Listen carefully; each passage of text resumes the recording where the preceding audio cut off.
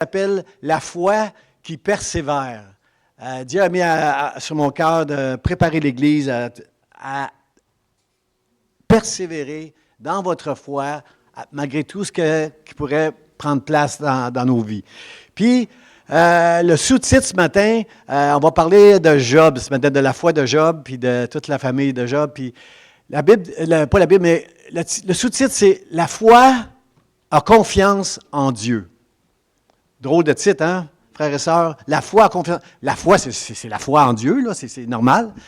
Frères et sœurs, ce matin, ce que je veux vous enseigner, c'est que notre foi, ça se peut que notre foi, parfois, est à côté de notre. Ça se peut qu'on ait une mauvaise interprétation de certaines promesses de Dieu ou de certaines paroles de Dieu. Ça se peut que des fois, on saisisse une parole de Dieu qui nous fait du bien à mettre notre foi dedans, mais si on a mal compris, ça se peut que ça vienne déranger notre foi, perturber, heurter notre foi et nous décourager et nous empêcher de persévérer jusqu'au bout, comme on l'a chanté ce matin, puis qu'on va chanter tantôt avant de se saluer les uns les autres à la fin. On va chanter ça encore. Frères et sœurs, la foi qui a confiance en Dieu, c'est une foi que, quoi qu'il arrive, peu importe le temps. Combien sont d'accord avec moi que quand on traverse un temps d'épreuve, c'est long, longtemps? C'est toujours trop long. Le mot éprouver veut le dire. Là. Éprouver. Tu n'es pas éprouvé en une journée. Là. Oui, tu peux avoir une épreuve, une journée que ça va mal, mais une épreuve, là, c'est long, longtemps. Alors, c'est important de mettre plus que, pas mettre sa foi simplement dans des choses qu'on pense que c'est comme ça qui devrait arriver, mais faire confiance en Dieu, quoi qu'il arrive. Est-ce que ça fait du sens pour vous? Quelqu'un m'a demandé de prier pour cette personne-là m'a demandé de prier pour elle, parce qu'elle passait des moments très difficiles, puis cette personne-là ne voulait pas que le pire arrive. Mais ce que j'ai aimé de cette personne-là, c'est qu'elle m'a dit, prie pour moi, pasteur, pour pas que cette chose-là arrive, mais en même temps, je veux que tu saches que quoi qu'il arrive, ma confiance va rester en Dieu. Wow, il était dans mon message, là. Cette personne était dans mon message quand elle m'a dit ça. Alors, ce matin, c'est la foi, au-delà de toute chose que tu vois, que tu comprends, elle va mettre sa confiance en Dieu. Elle va marcher avec Dieu jusqu'au bout, malgré tout, par la grâce de Dieu. Amen. Merci Seigneur. Merci Seigneur. On va commenter. On va commencer. Frère, ça, la parole de Dieu, là, moi, je l'étudie depuis 40 ans. 40 ans que j'étudie la parole de Dieu. Puis j'ai le privilège de pouvoir passer 4-5 heures par jour. Mon avant-midi ici à l'église, c'est dans la parole de Dieu. Chez moi, le soir, après le souper, ma femme m'a dit « Ciao, bye, là, va-t'en dans ton bureau. » Là, puis dans mon bureau, j'ai le privilège encore d'étudier. 40 ans que j'étudie la parole de Dieu, frère et sœurs, puis je comprends pas tout. J'ai cette humilité-là. Je ne suis pas une personne humble, là, mais j'ai cette humilité-là de dire que je ne comprends pas tout de la parole de Dieu 40 ans plus tard. Puis des fois, même, je suis obligé de dire que j'ai pas si bien compris que ça. Ce passage-là que je croyais avoir compris quand on me l'a enseigné. Combien comprennent avec moi qu'on peut apprendre beaucoup de choses, mais pas tout le temps les comprendre. Pas tout le temps comprendre ce qu'on a appris. Est-ce que ça fait du sens pour vous, là? Des fois, c'est avec l'expérience. Au début, on croit, souvent avec une foi aveugle, là, sans réfléchir. On croit. C'est écrit, je crois comme ça, on me l'a appris comme ça. Mais avec le temps, puis le Saint-Esprit nous aide à saisir, à comprendre des passages de la Bible, la vie aussi, l'expérience. En vieillissant, l'expérience nous aide à comprendre des choses un peu plus. Et c'est tout ça, frères et sœurs, pour moi, la parole de Dieu, là, c'est comme un diamant. Un diamant, je ne connais pas bien ça, moi, des diamants, mais un diamant, je sais que ça a plusieurs facettes. Ça brille. Il y a un petit côté ici, un petit côté là. C'est comme taillé, là. C'est plein de facettes à un diamant. Frères et sœurs, n'enfermez pas la parole de Dieu ou une promesse de Dieu dans quelque chose de carré. La parole de Dieu est beaucoup plus grande que nous, on peut lui donner comme valeur ou compréhension. C'est grand, c'est Dieu. C'est Dieu. La parole de Dieu, il y a le mot Dieu dedans. C'est la parole de Dieu et c'est grand, c'est grand. Et moi, en vieillissant, 40 ans plus tard, je lis la Bible puis je la comprends d'une manière nouvelle à chaque fois, avec un petit peu plus grand, un petit peu plus large, un peu plus de facettes dans ce que je comprends. Alors, je veux vous encourager à ne pas enfermer tout ce que vous avez appris de Dieu dans une petite boîte, là, mais dites à Dieu, Seigneur, parle-moi. Enseigne-moi, instruis-moi, parce que je veux t'honorer et je veux persévérer jusqu'au bout dans ma vie. souvent l'erreur qu'on fait, une erreur qu'on fait encore aujourd'hui, qu'on faisait dans le temps de Job, mais qu'on fait encore aujourd'hui. Une erreur qu'on fait souvent, c'est... Deux erreurs qu'on fait souvent, c'est... Tu connais une épreuve difficile, là? Il doit y avoir quelque chose dans ta vie. C'est une conséquence de quelque chose de mal que tu as fait dans ta vie. Souvent, il y a quelqu'un qui va nous rappeler ça. Les amis de Job, ils lui ont rappelé ça, que c'est parce qu'il avait fait quelque chose de mal, qu'il vivait des épreuves. Souvent, ça, on va penser. Puis si personne ne nous le dit, là, ben, moi, personnellement, je vous confesse, là, moi, quand il m'arrive quelque chose d'épreuve difficile, je me remets en question souvent. Qu'est-ce que j'ai fait? Au Québec, on dit souvent, qu'est-ce que j'ai fait au bon Dieu? Pour traverser une chose comme ça.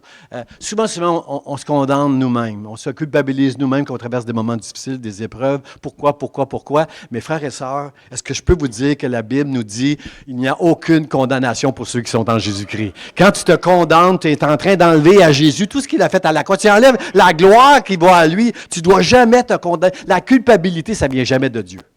Moi, ça m'arrive de le faire. Moi, ça m'arrive de me donner des coups de fouet. Si je ne suis pas fin, c'est rare, chérie, que je ne suis pas fin avec toi, là, mais si je ne suis pas fin avec ma femme, là, je vais me donner des coups. Seigneur, tu m'as donné une si bonne femme. Pourquoi j'ai dit ça? Pourquoi j'ai fait ça? Pourquoi je n'ai pas fait ça? Seigneur, c'est ça. Il faut tomber dans la culpabilité, c'est une grave erreur. Alors, ça, c'est une erreur qu'on peut faire ou que les autres vont essayer de faire avec nous, là, si jamais on fait quelque chose. Il nous arrive une épreuve difficile, puis personne ne comprend. Là. L'autre erreur qu'on fait souvent, c'est... comment j'ai écrit ça dans mes notes?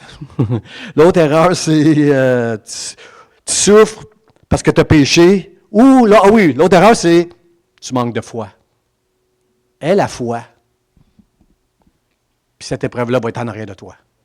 Frères et sœurs, est-ce que Jésus manquait de foi quand il a dit, Père, pourquoi m'as-tu abandonné? Il est sur la croix, Père, dans son humanité. Il y a un cri sur la croix où il a dit, pourquoi m'as-tu abandonné? Jésus ne manquait pas de foi, frères et sœurs. Puis ce matin, je veux vous encourager, comme la semaine passée, à être intègre, authentique et vrai avec Dieu. Vous n'êtes pas obligé de déballer votre sac devant tout le monde, mais devant Dieu, tu dois être honnête et intègre et dire tout ce qui se passe dans ton cœur parce que on comprend, comme on dit au Québec, on ne comprend pas tout. On ne peut pas tout comprendre. On est dépassé par les événements souvent qui se prennent place et c'est toujours trop long, mais ma confiance en Dieu va être plus au-delà de... Ma foi peut être éprouvée, mais ma confiance en Dieu va demeurer pour l'éternité. Mon espérance, mon intégrité, c'est mon espérance. Je n'arrêterai jamais d'espérer en Dieu dans le nom de Jésus. Ce n'est pas un manque de foi. Frères et sœurs, prenons par exemple la guérison. Ce n'est pas parce que tu manques de foi que tu n'es pas guéri. La Bible nous dit qu'Élisée, tous les miracles qu'il a fait, là, Élisée est mort. La Bible nous dit dans 2 Rois, je crois, Élisée est mort de sa maladie. Il était malade. C'est sûr qu'il est mort. Il était âgé un peu là, quand Élisée est mort, mais comprenez-vous, le frère et sœur, que quand quelqu'un meurt d'une maladie, c'est pas parce qu'il manque de foi. On va tous mourir de quelque chose à un moment donné. Là. Et je pense à l'apôtre Paul, que Dieu, 3 fois il a prié Dieu, puis Dieu a dit, ma grâce te suffit, Paul. OK, correct, je vais regarder ça, je vais vivre avec ça, puis tu vas me donner ta grâce. Ça peut être ça. Quoi d'autre? J'ai un autre exemple aussi. L'aveugle-né. L'aveugle-né. Ça, c'est un bon exemple. L'aveugle-né, les disciples demandent à Jésus, Seigneur, pourquoi il est né aveugle, lui? C'est-tu à cause qu'il a péché? Ou peut-être c'est à cause du péché de ses parents? Jésus dit, mais non, les gars, c'est afin que les œuvres de Dieu, la gloire de Dieu se manifeste au travers de lui. Au ciel seulement, on va savoir pourquoi Dieu a permis que cet aveugle-là soit né aveugle. Mais ce qui est certain, frères et sœurs, c'est que Dieu le Père, au travers de Jésus-Christ, a fait des miracles afin de glorifier Jésus-Christ ici sur terre. Et malgré tout ça, il a fini sur une croix crucifié par les siens.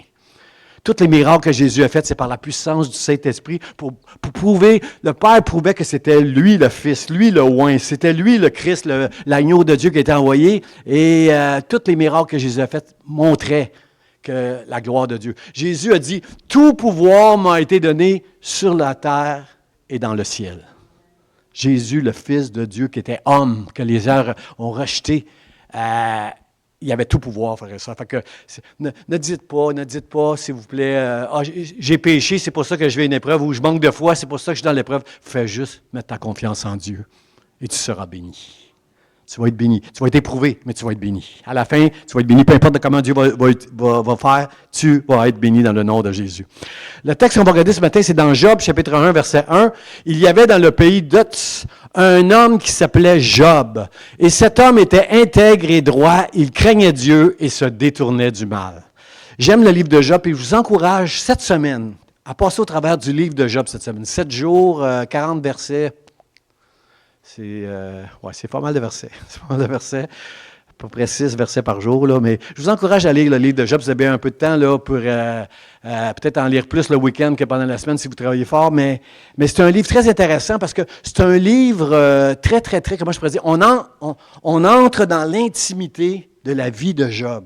Job, sa femme, et c'est tout ce qui se passe autour de Job, les amis de Job, tout ça est écrit dans un livre. Ce qui se passe dans le ciel, entre Dieu, les esprits. On a accès dans le livre de Job à tout un monde puis aussi, d'une manière intime, on entre dans la vie de Job. Puis ça, c'est très, très important parce que, bien sûr que Job est unique. Là. On ne va pas tous connaître des épreuves de Job, mais on va connaître plusieurs de ces épreuves-là dans notre vie que Job a connues. Puis c'est très encourageant ce matin d'étudier un peu Job, mais moi, je vais y aller en surface, là, j'ai une demi-heure, là, mais cette semaine, prenez le temps de lire le livre de Job. Puis mercredi aussi, on va continuer un petit peu dans le même esprit que la semaine passée. Là, on va parler encore de l'intégrité et on va parler de Job encore mercredi. Mais je vous encourage à lire ce livre-là. Le livre nous dit ça ici.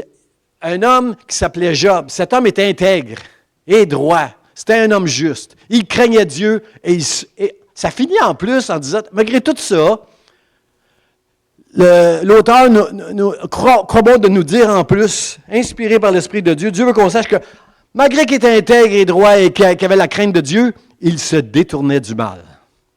Combien comprennent que c'est important de se détourner du mal, même si tu es intègre, si tu es juste, tu as la foi, tu es intègre, tu es authentique, ta foi elle est authentique, tu es quelqu'un qui craint Dieu, qui a la crainte de Dieu, qui n'aime pas le mal. Combien comprennent qu'on est quand même des pécheurs avec une nature pécheresse? Paul lui-même dit, misérable que je suis, qui me délivrera de ce corps? Grâce soit rendue à Dieu au travers de Jésus-Christ. Maintenant, je suis une nouvelle créature. Je peux me battre contre mon ancienne nature et je vais gagner par la grâce de Dieu. Pour la gloire de Dieu. Alors, il a rajouté ça, il s'est détourné du mal, puis on va regarder ça ce matin, ce passage-là. Job, c'était un homme béni. Probablement que quand on regardait toutes les bénédictions que Job avait, on pouvait dire, il est béni cet homme-là, c'est parce qu'il était intègre et droit, il craignait Dieu, puis il se détournait du mal. On pourrait penser ça. Non, Job était très, très, très éprouvé. Mais c'est pas à cause de ça qu'il était béni. Mais Job était un homme super béni. Il avait 10 enfants. 10 enfants, là. Il y avait 7 gars, 3 filles. Wow! Comme il était béni, hein? 7 gars, 3 filles. Il y en a qui disaient, non, ça aurait pris 7 filles puis 3 gars pour qu'ils soient vraiment bénis, mais bon, ça, c'est propre à chacun. Il était bon avec les autres. Il prenait soin des personnes dans la difficulté, Job. Il était prospère. La Bible nous décrit le bétail qu'il avait. C'est incroyable, le bétail. Et tous les serviteurs qui travaillaient pour lui, avec tout le bétail qu'il avait, c'était un homme qui était considéré. La Bible nous dit que Job aimait ça faire des enfants. Ses enfants il était tellement béni, Job, que ses enfants n'avaient pas besoin de travailler fort. C'est pas eux autres qui gardaient les troupeaux là, comme David faisait. Là. Il y avait des serviteurs, Job. Puis ses enfants passaient leur temps à s'inviter des uns des autres, faisaient des parties, des festins, chacun leur tour. Puis Job, qui avait une crainte de Dieu, qui était un homme intègre et droit, lui, il faisait des sacrifices souvent pour ses enfants, juste au cas qu'il aurait fait quelque chose de mal pendant les parties, là, puis que ça avait dégénéré peut-être un peu. Là, il faisait des sacrifices devant Dieu pour ses enfants. Moi, tous les matins, je prie pour mes enfants, leurs conjoints puis mes petits-enfants, pour que Dieu les garde dans leur foi, pour pas que je demande à Dieu qu'il les garde. Je ne fais pas des sacrifices parce que le sacrifice, c'est Jésus-Christ qui l'a fait. Mais je demande à Dieu de bénir mes enfants. Et lui, il faisait des sacrifices pour lui, pour ses enfants. Job, malgré toutes les bénédictions qu'il avait, avant d'être éprouvé, savait qu'il était béni de Dieu, mais reconnaissait qu'il était aussi un pécheur. Est-ce que ce matin, on peut reconnaître devant Dieu qu'on est des grands pécheurs, mais que nous avons eu une grande bénédiction au travers de Jésus-Christ? Dieu nous a vraiment montré son amour. Dieu nous a vraiment... demande pas à Dieu de prouver son amour. Jésus-Christ, c'est la preuve de son amour. On ne peut même pas comprendre, saisir tout l'amour de Dieu au travers de Jésus-Christ. C'est trop grand, c'est trop grand. Et Job était tout conscient de ça, de ces choses-là. Quand vous allez lire le livre de Job, vous allez tout comprendre ça. Quand Job parle à Dieu d'une manière si vraie, si authentique, vous allez tout comprendre ce qu'il avait comme idée de lui et de Dieu. Dieu dit le texte commence comme ça dans le livre de Job. Ça commence en nous décrivant qui est Job. Et juste le chapitre d'ensuite, Dieu va dire dans le ciel à Satan, au chapitre 2, verset 3, il va dire « As-tu vu mon serviteur Job? » Puis là, il répète exactement le même passage qu'ici. « As-tu vu mon serviteur Job? Mon serviteur, c'est un homme qui est intègre et droit et qui craint Dieu et qui se détourne du mal. » Et là, Satan va dire « Ah, ben oui, c'est sûr. Il est béni, il y a tout cet homme-là. Touche à tout ce qui lui appartient, il va te maudire en face. » Il va dire, je te maudis, Dieu. Il va dire ça en face. Touche, c'est sûr, touche à ses os, à sa chair, touche à sa santé, touche à son corps, touche à sa santé, puis il va te maudire en face. Satan est en train de dire que Job aime Dieu, est béni. Il aime Dieu parce qu'il est béni. Enlève-y la bénédiction dans sa vie, rends-le malade, puis il va te maudire en pleine face. C'est ça que Satan est en train de dire. Mais Dieu qui est tout puissant, Dieu qui est omniscient, qui sait tout à l'avance, va dire à Satan, je te livre tout ce qui lui appartient, je te livre, tu peux toucher à sa santé, tu peux toucher, mais tu ne touches pas à sa vie. Frères et sœurs, j'appelle ça la souveraineté de Dieu. Est-ce que ce n'est pas rassurant de savoir que Dieu est souverain, même quand tout va mal dans ta vie? Est-ce que ce n'est pas rassurant pour nous de savoir que Dieu reste souverain? On n'aime pas ça, qu'est-ce qu'on voit quand on est éprouvé. On souffre quand on est éprouvé. Mais ce qu'on doit se rappeler, c'est que Dieu, il reste souverain. Oui, tu peux toucher à Job. Tu penses, toi, que Job va me maudire si tu touches à sa santé ou à tout ce qui lui appartient? Vas-y. Mais tu ne touches pas à sa vie. Dieu met une limite, frères et sœurs. Dieu, c'est le Dieu qui est en contrôle de toutes choses. Il est omniscient, il sait toutes choses, et il est omnipuissant, il peut toutes choses. Dieu, c'est lui qui règne, frères et sœurs. Il est assis sur son trône et il règne. Dieu a ordonné à des corbeaux, à des animaux, il a ordonné à des corbeaux d'aller nourrir Élie à un moment donné quelque part. Lorsque Josué combat contre l'ennemi et contre les Amalécites, à un moment donné, Dieu a arrêté le soleil parce que son peuple est en train d'avoir la victoire sur eux autres. Dieu, qu'est-ce qu'il fait? Il est capable d'arrêter le soleil. Dieu a le contrôle absolu sur les milliards d'organismes microscopiques. Le COVID, les virus, tout ce qui prend place dans l'univers, frères et sœurs. Dieu a le contrôle sur les choses-là. Quand on a été frappé, la terre entière a été frappée par le COVID, frères et sœurs, c'est pas juste parce que Dieu l'a permis. Puis ça va très bien avec un passage qui dit « Arrêtez ». On était arrêtés pendant la COVID, partout, là, au travail, au gouvernement, les églises. On était arrêtés. Arrêtez et sachez que je suis Dieu. Ce passage-là est revenu souvent à mon esprit quand on a traversé la COVID. Là. Dieu a un contrôle absolu sur toutes les choses. La Bible dit que le cœur des rois, c'est comme un courant d'eau et il l'incline là où il veut. C'est lui qui contrôle même ceux qui nous gouvernent, frères et sœurs. Parce que des fois, vous pourriez dire « Hey boy, il a manqué celle-là, cette personne-là là, qui règne, qui est le premier dans son pays, là, il est où Dieu, là? Il est là, Dieu. C'est lui qui règne sur tout. La plus belle preuve, frères et sœurs, c'est le roi puissant Nebuchadnezzar de Babylone que Dieu a humilié pour qu'il dise Dieu est le seul Dieu, c'est le vrai seul Dieu. C'est lui le vrai seul Dieu qui règne sur tout l'univers. Nebuchadnezzar, c'est vraiment là, un exemple comme quoi Dieu règne partout, dans tout l'univers et sur la terre et même dans les royaumes. Merci Seigneur de nous rassurer que tu règnes sur tout. La Bible nous dit, frères et sœurs, avec toutes les météorites qui se promènent partout dans l'univers, depuis que Dieu a créé la terre, on n'a jamais été frappé par un météorite. Je ne sais pas s'il y en a qui le matin ou la nuit s'endorment en se disant « Il m'aide d'un coup qu'on se fait frapper par un météorite. » Je ne sais pas s'il y en a qui pensent « Moi, je vais m'arrêter à ça. » mais la Bible nous dit, dans le livre de l'Apocalypse, je crois que c'est au chapitre 8, qu'un jour, il y a une étoile qui va venir tomber dans la mer, puis qui va toute l'eau, là, le tiers de l'eau. Merci Seigneur qu'au Québec, on a beaucoup de l'eau, de la bonne eau à boire. Là.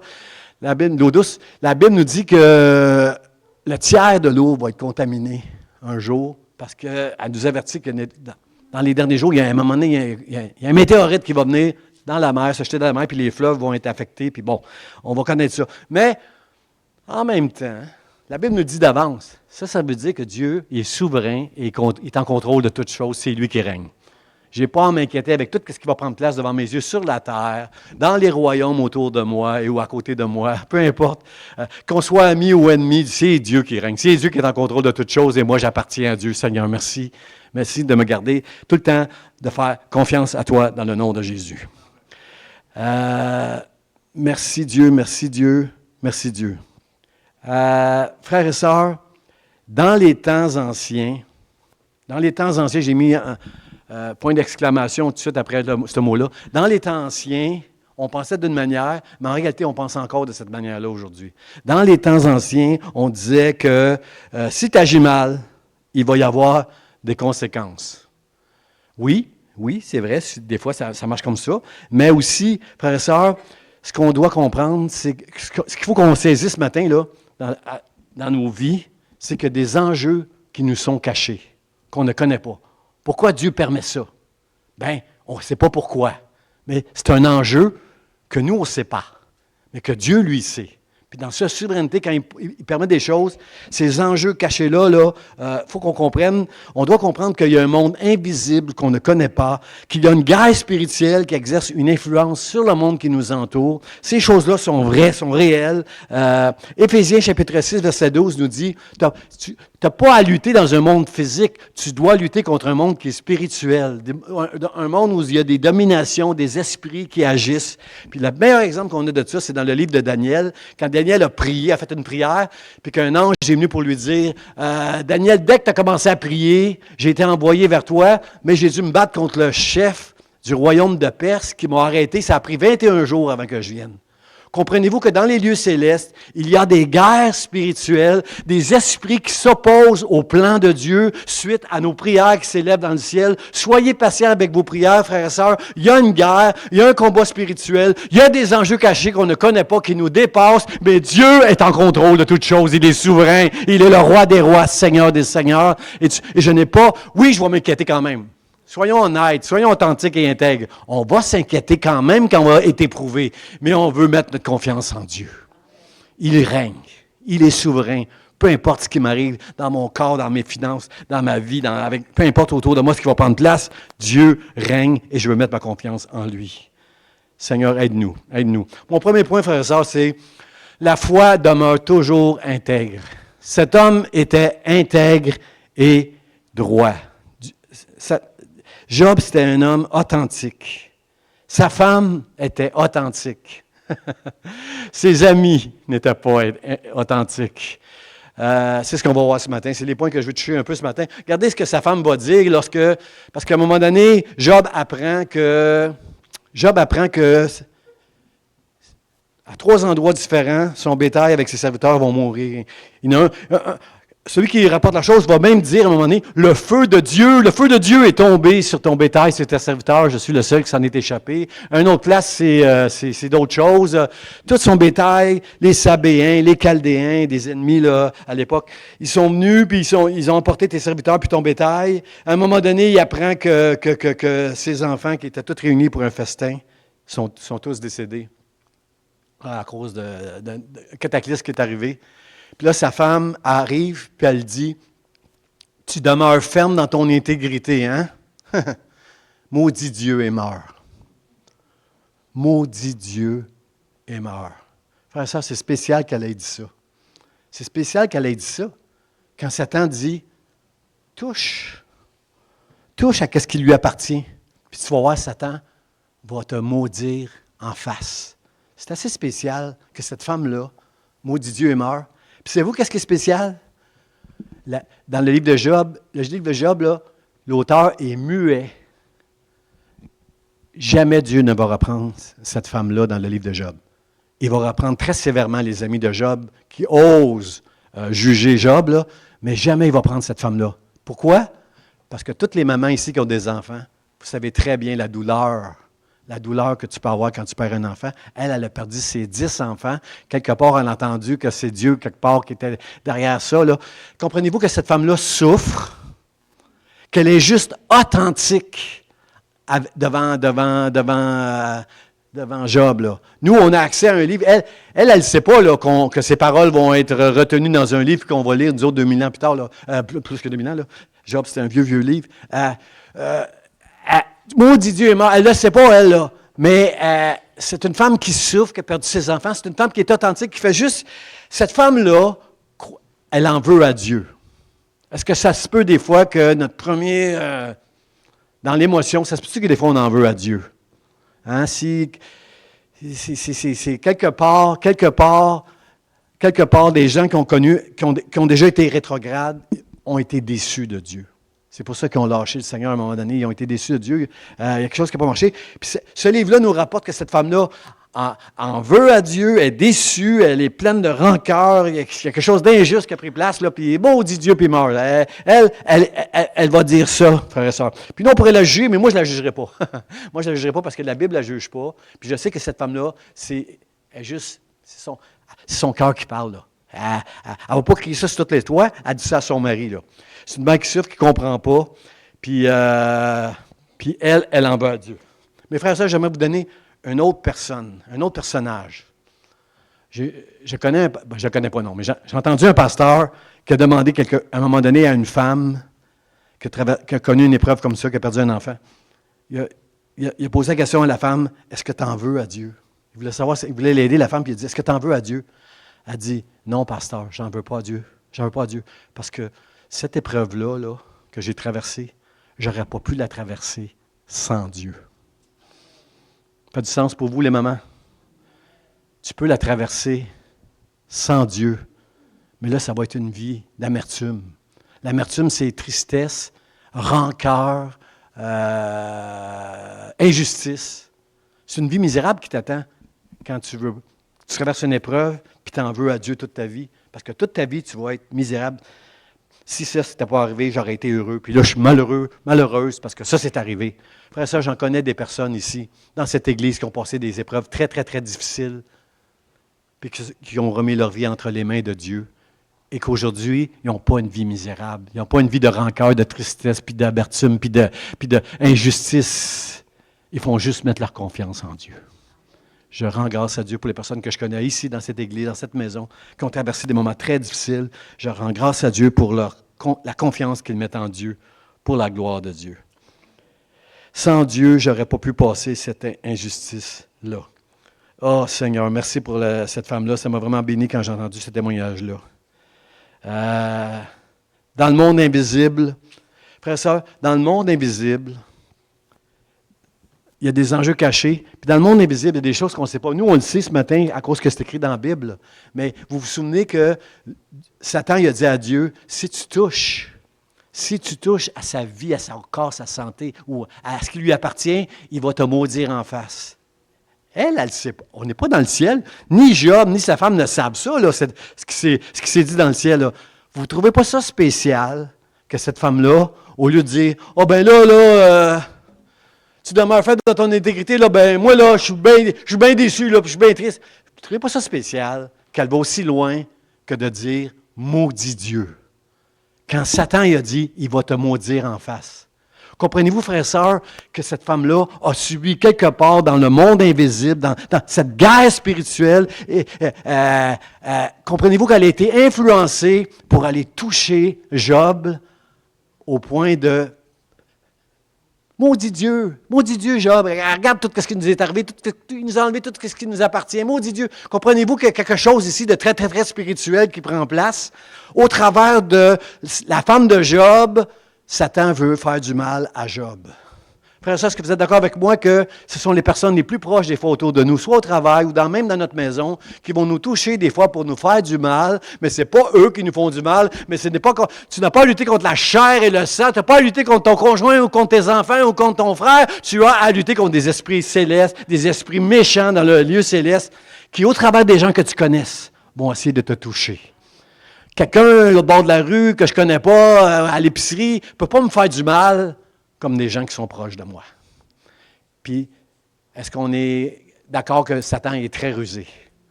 Puis, il est capable d'influencer des gens qui ne pensent même pas ce qu'ils disent, mais qui vont nous atteindre et nous faire du mal. Seigneur, garde-nous de tout ça. Cette femme-là était vraiment sous une influence, puis il y avait aussi... puis c'est ça, il y a tout un monde spirituel, frère. Quand je pense à Aman dans le livre d'Esther, Aman, c'est le Hitler de l'Ancien... de l'Ancien Testament, là. Haman avait réussi à avoir un décret pour détruire et faire mourir tous les Juifs dans le royaume. Haman était influencé par le diable pour détruire ce peuple que Dieu a choisi. Jusqu'à aujourd'hui, ça continue. Et, il y a tout ça qui prend place dans le livre des rois, frères et sœurs, puis des chroniques, on apprend que lorsque les rois se détournent de Dieu, lorsque les rois arrêtent de donner de l'importance au temple de Dieu, lorsque les rois se détournent de Dieu, bien, souvent ils entraînent j'aime pas voir le mot tout Israël se détourne de Dieu quand ceux qui les gouvernent, les leaders, s'éloignent de Dieu aussi. Et moi, j'ai vu ça. Moi, j'ai vu ça très jeune dans mon église. Là. Ma première église, moi, le pasteur est tombé dans un péché d'adultère. Puis il y avait un père de famille de 7-8 enfants dans l'église. Puis il disait, si lui, le pasteur qui prêche si bien, qui est si bon, qui joue de la musique, qui est tellement d'onction, si lui est tombé, comment je vais faire, moi, pour tenir? Et ce père de famille-là, il est tombé dans l'adultère. Il a brisé sa femme, ses 8 enfants, parce qu'il s'est détourné. Il ne s'est pas détourné du mal en se disant, c'est lui, un pasteur qui prêche si bien, si bon, si grand, si, est tombé. Comment moi je peux penser que je vais résister au péché? Alors, cet homme-là, frères et sœurs, c'est important. C'est important, frères et sœurs, de demeurer intègre et de s'éloigner du mal toute notre vie. Regardez les amis, l'influence de l'ennemi sur les amis de Job. Son ami Éliphaz, 3 de ses amis qui ont été sévèrement critiqués par Dieu là, dans le livre de Job, si vous lisez cette semaine. Là. Éliphaz va dire à Job, « Tu as souvent enseigné les autres. Et là, parce qu'il t'arrive ces choses-là, tu faiblis dans ta foi. » Éliphaz qui dit ça, un ami. La Bible dit les amis de Job sont venus lui parler. Un ami qui dit, tu es dans une épreuve, ton ami vient de dire, s'il vous plaît, venez pas me voir me prêcher mon sermon quand je vais être dans une épreuve. S'il vous plaît, épargnez-moi. Moi, j'ai connu un pasteur qui a fait un accident de voiture. Il roulait trop vite. Il y a eu un accident de voiture. Sa fille est morte dans l'accident de voiture. Puis il y a un chrétien qui est allé le visiter à l'hôpital pour l'encourager, un ami, puis il est allé dire, « Pasteur, fais-toi-en pas, toute chose concourt au bien pour ceux qui aiment Dieu. » Mike, ça avait un mauvais... Mike, c'était pas... Je vais revenir à ce que Pasteur Charlie a dit tantôt. Là. Si jamais vous ne fermez pas votre téléphone, vous allez payer une amende à l'éducation chrétienne le dimanche, une amende volontaire, OK? Éliphaz, c'est ça. Éliphaz a osé dire, toi, tu enseignes les autres, là tu faiblis. Moi, il va dire aussi, il va en ajouter, vous allez tout lire ça si vous lisez le livre de Job cette semaine, il dit, moi, si je souffrais, j'aurais recours à Dieu, moi. Il va rajouter même, ne méprise pas la correction du Tout-Puissant. Si tu souffres, là, c'est la correction du Tout-Puissant. Moi, aie recours à Dieu comme moi j'aurais recours. Si je souffrais comme toi, là, frère et sœur, qu'on essaye de faire la morale à quelqu'un qui souffre, là, s'il vous plaît, vous allez juste le blesser. Vous allez juste le blesser. Pleure avec celui qui pleure. Réjouis-toi avec celui qui est réjoui. Puis reprends ton frère quand il pêche, mais va pas essayer de soulager la douleur de quelqu'un, là. Puis l'autre, Bildad. Bildad va dire, si tes fils ont péché, là, eh bien, Dieu les a livrés à leur péché. Ce qui est arrivé à tes fils, tes filles, là, c'est probablement parce qu'ils ont péché, puis c'est Dieu qui les a livrés. Son ami, la Bible dit, les amis de Job sont venus lui parler, l'encourager. Wow! Tsofar va dire, attache-toi donc à Dieu si tu veux avoir la paix. Tu auras la paix quand tu seras attaché à Dieu. Boy, boy. Des amis, ça. Frères et sœurs, c'est des amis, ça. Au chapitre 42, Dieu va parler directement à Éliphaz, Bildad et Tsophar, puis il va leur dire, apportez 7 béliers et 7 taureaux en sacrifice à Job, mon serviteur. Puis là, il va prier pour vous. Puis juste par égard pour Job, pas pour vous là, juste par égard pour Job, après les sacrifices, je ne vous traiterai pas selon votre folie. Frère, êtes-vous d'accord avec moi que la souffrance ne se mesure pas? Je ne peux pas dire, l'épreuve de Donald, elle pèse 10 livres. L'épreuve de Daniel, elle, c'est 15 livres. On ne peut pas mettre une mesure sur une souffrance, frères et sœurs, parce que la souffrance, elle est différente pour chacun de nous. Moi, il y a des choses que vous traversez que... surtout à l'hôpital. Il y a des choses que vous traversez, là, moi, je ne veux pas qu'on me touche. Je ne veux pas qu'on me touche, là. J'ai pas un problème d'autisme, là, mais j'aime pas ça, là, me faire toucher, là, quand j'arrive à l'hôpital, là. Ça, là, non, j'aime pas qu'on vienne me toucher. Puis, où je m'en vais avec ça? C'est ça, c'est que c'est différent pour chacun. Ce que vous vivez, puis ce que moi je vis, on ne peut pas en mesurer le poids. Essayez pas de m'encourager, juste pleurer avec moi. Puis je n'essaierai pas de vous encourager, je vais juste pleurer avec vous autres.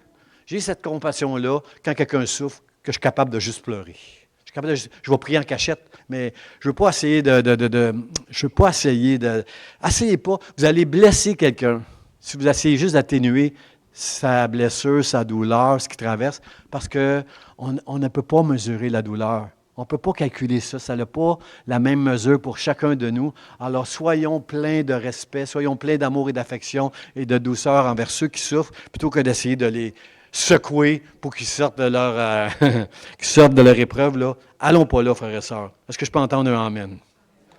Mon deuxième point, frères et sœurs, c'est la foi, la crainte et l'humilité. Toutes ces choses-là vont ensemble, frères et sœurs. Si tu as la foi, tu dois avoir la crainte de Dieu, c'est-à-dire d'aimer faire le bien plutôt que le mal. Et tu dois avoir l'humilité que tu ne comprends pas tout. Que tu ne peux pas tout comprendre et saisir. Surtout de tomber dans ce piège de « j'ai un verset, puis je le crois, puis je m'appuie là-dessus. » Puis ce verset-là, 1 an, 2 ans, 10 ans après, là, il ne s'est pas accompli. Peut-être parce que tu avais une mauvaise compréhension du passage. La volonté de Dieu va s'accomplir dans nos vies. Ça, c'est important de dire amen à ça. Pas les promesses que toi, tu as saisies puis que tu penses que c'est de même que ça doit arriver. Puis si j'ai la foi dans ces promesses-là, ça va m'arriver. Ça ne marche pas comme ça, frères et sœurs. Désire faire la volonté de Dieu, premièrement, en toute chose. Et ça va donner la grâce de marcher avec Dieu jusqu'au bout. Frères et sœurs, on croit à tort quand on est chrétien que notre foi, elle doit être aveugle, qu'on ne peut pas questionner Dieu. Bien, dans le livre de Job, vous allez voir qu'il est possible de questionner. Job a questionné Dieu sans jamais pécher.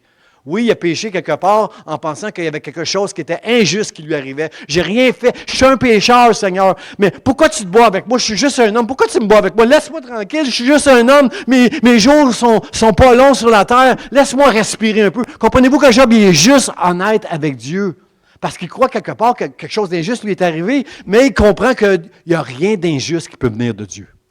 Ça, c'est ma clé. Moi, dans ma vie personnelle, là, toutes les choses qui m'arrivent, là, qui sont difficiles, toutes les épreuves dans ma vie qui me sont arrivées, je m'en suis toujours sorti sur ce principe-là, Dieu est juste.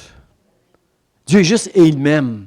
Ce qui m'arrive, si je ne le comprends pas, je ne peux pas lui dire, tu es injuste, Dieu. Et c'est ce qui s'est passé ici. Et Job, d'une manière, la Bible nous dit que quand il a dit à Dieu, l'Éternel a nu, je suis venu dans ce monde, nu, je m'en retourne. L'Éternel a donné, l'Éternel a ôté, que l'Éternel soit béni.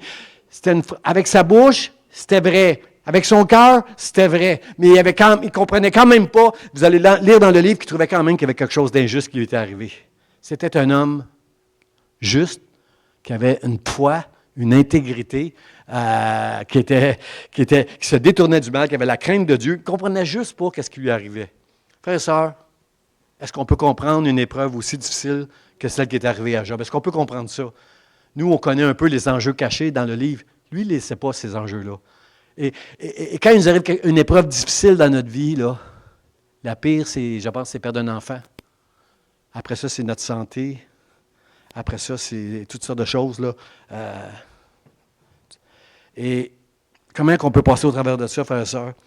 Sinon, en parlant avec Dieu. En parlant avec Dieu. Quand Job dit « Qu'ai-je pu te faire? Moi, je ne suis qu'un homme. Laisse-moi un peu pour que je respire. » Combien sont d'accord avec moi qu'une épreuve, c'est toujours trop long? Dans notre esprit à nous. Hein, il y a juste Marie là, qui a dit « Amen ». Là, j'ai reconnu l'Amen de Marie. Frères et sœurs, est-ce qu'on peut être authentique ce matin? Une épreuve, c'est toujours trop long. Ça fait mal. On veut que ça finisse. On prie. Mais ça va s'étirer bien souvent. Ça va durer plus longtemps qu'on voudrait. Mais combien comprennent que si je crois de tout mon cœur que Dieu est juste, qu'il m'aime, quoi qu'il arrive, je vais mettre ma confiance en lui. Que ça arrive comme je veux, selon ma compréhension de la promesse de Dieu, il faut que ça arrive comme ça, ou que ça n'arrive pas autant que je voudrais, ma confiance va être en Dieu. Et c'est ça qui va te permettre de marcher jusqu'au bout, comme on va le chanter, là. C'est ça qui va te permettre de marcher jusqu'au bout. Et on doit questionner Dieu, c'est pas mal. C'est pas mal. Job poser toutes sortes de questions. Vous allez voir, Job est très, très, très précis avec Dieu. Dieu dit, à un moment donné, Dieu va arrêter Job et il va dire, « T'étais où, Job, quand j'ai fondé la terre? Hein? Quand j'ai créé les astres? Quand j'ai mis une limite à la mer? Quand j'ai mis des portes pour que la mer n'aille pas plus loin? » Hein, moi, j'aime ça. J'aime tellement ça quand je vais en Gaspésie voir la mer là, qui s'en vient puis qui se retire. Parce que je me souviens que c'est Dieu qui a mis une limite à la mer. Oh, des fois, ça dépasse. Des fois, ça dépasse. Il y a des fois où je me souviens d'une année, l'eau était venue jusqu'aux petits chalets qui sont sur le bord. Là. Oui, ça dépasse. Mais comprenez-vous que Dieu est en contrôle et souverain sur tout ce qui se passe sur la terre et dans tout l'univers et dans le ciel. Et sous la terre. Et sous la terre. Dieu est en contrôle de toutes choses. Puis là, tu étais où? Puis là, il pose des questions. Vous allez voir ça dans le livre de Job. Là, il pose toutes sortes de questions. Puis à un moment donné, Job va dire, « Seigneur, excuse-moi, je vais mettre ma main sur ma bouche. J'ai parlé de choses qui me dépassent. » Est-ce qu'on peut avoir cette humilité-là, frère? La foi, la crainte et l'humilité. L'humilité, c'est de reconnaître que je ne vais pas tout comprendre. La façon que j'ai compris la Bible, c'est, est-ce que je peux admettre que des fois, je suis dépassé dans mon entendement, de ma compréhension des choses de Dieu, même si tu as le Saint-Esprit, même si tu as étudié la Bible tu as un doctorat en théologie, là, même si tu es bien plein de connaissances, est-ce que tu peux admettre comme Job que des fois tu vas être dépassé par les événements, puis tu vas trouver ça trop long, puis tu vas être découragé. Mais comme Job, tu vas apprendre à la fin de tout de fermer ta bouche, puis de mettre ta confiance en Dieu. Seigneur, je ne comprends pas, mais je continue avec toi, quoi qu'il arrive. Dans le nom de Jésus. Donne-moi cette grâce, Seigneur. Donne-nous cette grâce à l'Église Vie d'Espoir. Donne-nous cette grâce, Seigneur, d'avoir cette foi-là de Job. Tu étais où? À la fin, frères et sœurs, la Bible nous dit qu'à la fin, Dieu bénit Job au double. Il y a eu encore toutes ces bénédictions qu'il avait eues. Il avait perdu sa réputation, Job. Tous ses amis se moquaient de lui. Il avait tout perdu. Puis en même temps qu'il a tout perdu, il a perdu la considération que les gens avaient avec lui. Il avait perdu son estime, frères et sœurs. Non, pas Job. Mais nous, frères et sœurs, je vais vous expliquer quelque chose. Je parlais avec Guy ce matin, je pense. L'estime de soi, là, j'aime pas ce mot-là. Estime de soi-même. On aime avoir une estime de soi. Mais c'est une mauvaise expression, frères et sœurs. Je vais vous dire pourquoi. Parce que souvent, l'estime de soi, elle est basée sur ce que les autres pensent de moi, de mon soi à moi.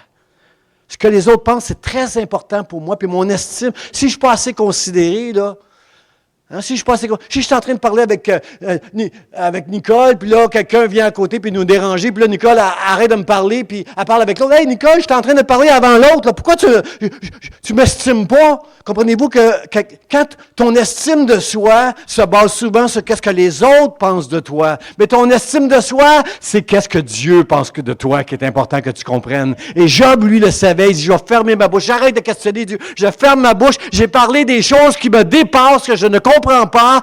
Et je t'aime, Seigneur. Je sais que tu es juste. Et mon oreille avait entendu parler de toi. J'avais entendu toutes sortes de choses bénissantes de toi. Mais maintenant, mon œil te voit. Combien comprennent cette expression que tu ne peux pas voir Dieu face à face puis mourir? Quand Quand Job dit « mon œil te voit », ça veut dire qu'il voit des choses, il est en train de voir dans le monde invisible. Là. Il est en train de voir que Dieu est souverain sur toutes choses, qu'il est le Dieu de toutes choses, puis que la manière que moi je comprends les choses, la manière que ma femme comprend les choses, je suis dépassé parce que j'ai cette humilité et la crainte de Dieu pour déclarer « je ne comprends pas tout, mais je mets ma confiance totale en Dieu, dans le nom de Jésus. » En toi et ma confiance, Seigneur, jusqu'au bout. Jusqu'au bout, malgré tout, je vais marcher avec toi parce que ma confiance, elle est en toi. Dieu a béni au double. Tout ce que Job a perdu, il a béni au double. Bien sûr, si vous êtes une maman, un papa, vous savez très bien qu'on ne peut pas remplacer un enfant par un autre. Ce n'est pas possible de remplacer un enfant par un autre. Mais je crois de tout mon cœur que Dieu a amené une consolation dans le cœur de Job et de son épouse.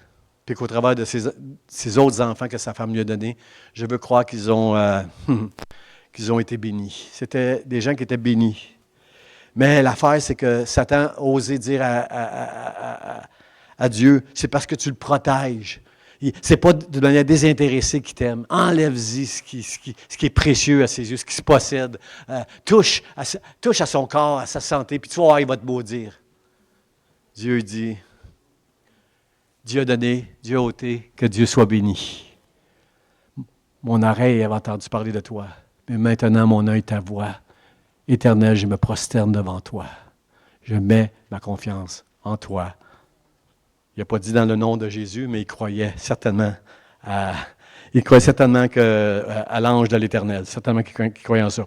Mon dernier point, frères et sœurs, c'est la foi se détourne du mal. Comme je l'ai dit tantôt en mon introduction, là, il était juste, il était intègre, il craignait Dieu. Pourquoi? Pourquoi ajouter en plus que sa foi se détourne du mal? Parce que, frères et sœurs, on est des pécheurs et on peut avoir la foi, on peut être intègre, l'Esprit de Dieu nous parle, il est en nous, mais nous avons quand même une nature pécheresse qui peut nous amener à faire du mal. La Bible nous dit que Job se détournait du mal. Je vais parler aux gars, là, seulement. Les femmes, n'écoutez pas. Les gars, la Bible nous dit que Job, il ne regardait pas les autres femmes. Il regardait juste sa femme. Il avait pris la décision. Y a-t-il des gars ici qui sont capables de faire ça? Dites pas amen, là. Dites pas oui. Dites pas non, surtout. Dites pas non. Y a-t-il des gars qui sont capables de faire ça, de jamais regarder une femme? Dieu, comment je pourrais dire ça? Je ne sais pas comment l'expliquer, frères et sœurs, mais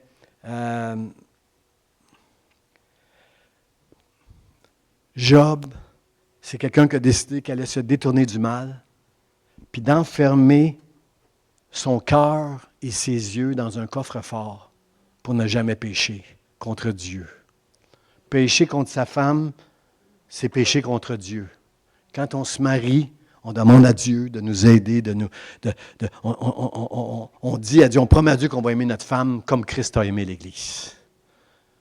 Alors, frères et sœurs, se détourner du mal, c'est toutes les tentations qu'il peut y avoir. Puis là, si j'avais un cellulaire, je vous le montrerais. Le cellulaire, c'est quelque chose qui peut nous entraîner avec nos yeux et nos oreilles très loin de Dieu, dans toutes sortes de choses.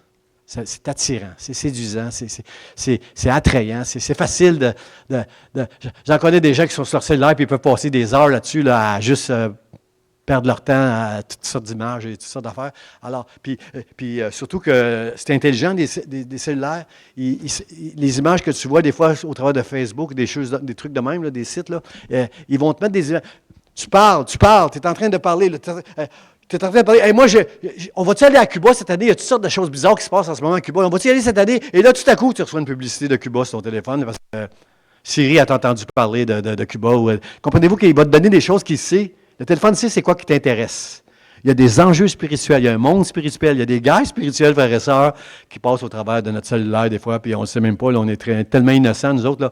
Alors, frères et sœurs, fais attention de te détourner du mal, parce que reconnais que tu es un pécheur et que tu dois faire attention, même si tu es juste, même si tu as la foi, même si tu es intègre, sois quelqu'un qui va se détourner du mal. La crainte de Dieu, c'est d'aimer le bien et d'haïr le mal. Hein? Crainte de Dieu, c'est important, frères et sœurs. C'est important. Le commencement de la sagesse, c'est la crainte de Dieu. Et se détourner du mal, la Bible dit, c'est d'être intelligent. C'est intelligent quand tu fais ça. Je pense que je lis. Y a-t-il un passage qui dit ça, là? Ah non, ça c'est autre chose, c'est vrai. Je pensais que j'avais mis ce passage-là. Se détourner du mal, c'est intelligent. Le texte dit ici qu'il va venir un temps où les hommes ne supporteront pas la saine doctrine et détourneront l'oreille de la vérité. Combien comprennent que tu te détournes de Dieu pour faire le mal à cause du mensonge que tu as cru? Le diable est rusé. Le diable est rusé, puis il sait comment t'amener quelque part pour que tu te puisses te tourner vers le mal. Fais attention dans notre génération, mon frère, ma soeur. Avec tout ce que tu entends, tout ce qu'on voit, et surtout au travers d'Internet, là, si les hommes ne supportent pas la saine doctrine, ils vont détourner l'oreille de la vérité. Frères et sœurs, Jésus a dit, je suis le chemin, la vérité, la vie. Nul ne vient au Père que par moi. La foi vient de ce qu'on entend, et ce qu'on entend vient de la parole de Dieu. Alors, aie cette humilité de dire, je la connais, des fois je suis dépassé, je ne comprends pas toujours ce que j'ai lu. Donne le temps au Dieu, puis à la vie, puis à l'expérience pour t'enseigner sur certaines choses, mais surtout, ne te laisse pas détourner de la vérité. Moi, il y a un roi quand Dieu a séparé le royaume d'Israël après Salomon, là, Juda puis le reste d'Israël, là, Roboam et Jéroboam, là, j'ai lu le livre des rois récemment. Je suis en train de finir le livre des Chroniques, puis il y a un passage qui m'énerve parce que ça revient souvent. C'est le roi Jéroboam. Le roi Jéroboam, il s'est détourné de Dieu. Il a arrêté de s'occuper du temple, puis il a même permis des abominations dans le temple de Dieu. Puis la Bible nous dit qu'il a réussi à détourner tout le peuple de Dieu en faisant ces choses-là. Mon frère, ma soeur, tu as une influence sur les gens que tu aimes. Si toi, tu te détournes de Dieu, si toi, tu négliges les choses de Dieu, tu vas être une influence pour les gens qui t'entourent. Sois un homme, une femme qui va tenir bon, qui va être intègre et authentique, par exemple, devant Dieu, mais qui va se détourner du mal. Souvent dans le livre des rois, j'entendais parler d'un autre roi. Bien après Jéroboam, on entend cette phrase-là, « Et tout comme Jéroboam, il ne s'est pas détourné du mal. » Le nom de Jéroboam revient souvent parce qu'il était le premier roi du royaume d'Israël après le schisme de Salomon. Là. Quand Salomon et David étaient rois de tout Israël, après Salomon, ça a été deux royaumes et divisés. Et on disait souvent, ce roi-là s'est détourné et a détourné tout le peuple, comme a fait Jéroboam. Il a subi l'influence de Jéroboam. Mon frère, ma soeur, l'ennemi est assez rusé, qui peut arriver, même si tu es intègre, même si tu as la foi, il peut arriver à te décourager puis t'entraîner à faire le mal. Combien sont avec moi pour dire jusqu'au bout?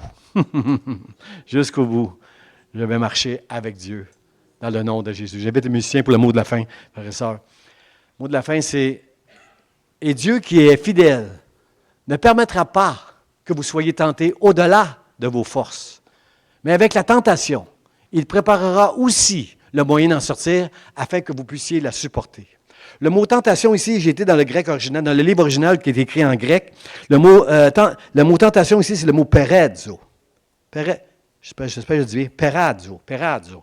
Et ce mot-là, c'est synonyme de épreuve. Tenter, éprouver, c'est le même mot. C'est le même mot.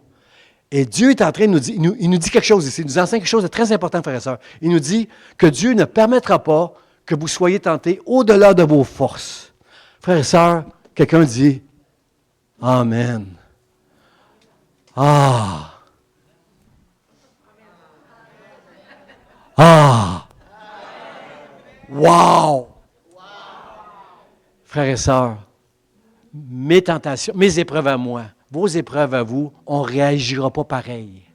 Mais la promesse de Dieu, si je l'ai bien compris, à mon âge, c'est que Dieu ne permettra pas qu'on soit tenté au-delà de nos forces. Quand Dieu dit ça, il parle à des chrétiens, là, par exemple. Il ne parle pas à tout le monde. Là. Il parle à des élus, ceux qui appartiennent à Dieu.